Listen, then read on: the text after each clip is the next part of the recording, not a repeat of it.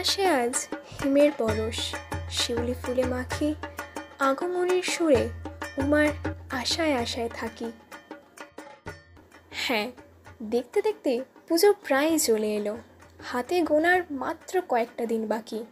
তাই ভাবলাম পুজোর কেনাকাটা এবার শুরু করা যাক। যেমনি ভাবা তেমনি কাজ, বেরিয়ে পড়লাম সকাল সকাল।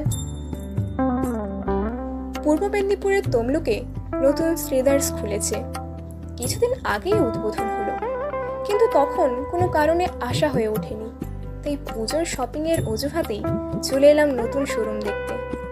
হলদিয়া স্টেশন থেকে ট্রেন ধরলাম, 1 ঘন্টায় পৌঁছে গেলাম শহীদ মাতঙ্গিনী স্টেশন। তমলুক স্টেশনে নামলেও হবে, তবে শহীদ মাতঙ্গিনী স্টেশন থেকে টোটো ধরলেই শ্রীদার্স মাত্র 5 থেকে 10 মিনিটের ডিস্টেন্স।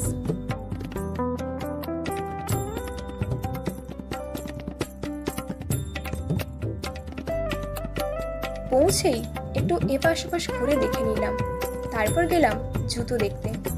কালেকশন বেশ ভালোই ছিল। তারপর আমরা আমাদের পছন্দ মতো জুতো কিনেই বেরিয়ে পড়লাম জামা কাপড় কেনাকাটা করতে। তবে বড় কোনো শপিং মলে না, যাব বড় একটা মার্কেটে, সেটা হলো রাধামণি। তোমরা নিশ্চয়ই অনেকে এই জায়গার নাম শুনে থাকবে। শ্রীদার্স থেকে আবার টোটো ধরলাম রাধামণি যাওয়ার জন্য। তবে এই ডিস্টেন্সটা কিন্তু অনেকটাই, প্রায় 15 থেকে 20 মিনিটের মতো। এখানে বাচ্চা থেকে শুরু করে বুড়ো সবার জন্য 500 টাকা থেকে 5000 টাকা সব বাজেটের জামা কাপড় নিজেদের পছন্দ মতো পেয়ে যাবে। আমরা কয়েকটা শাড়ি জামা কাপড় কিনে এবার রওনা দিলাম স্টেশনের দিকে।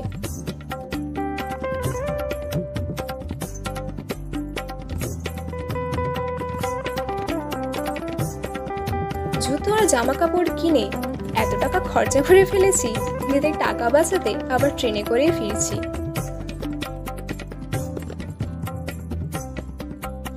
যাওয়ার সময় আকাশে বেশ ঝলমলে রোদ ছিল, আর ফেরার সময় দেখো কত ঘন কালো মেঘ। বৃষ্টি প্রায় এলো বলে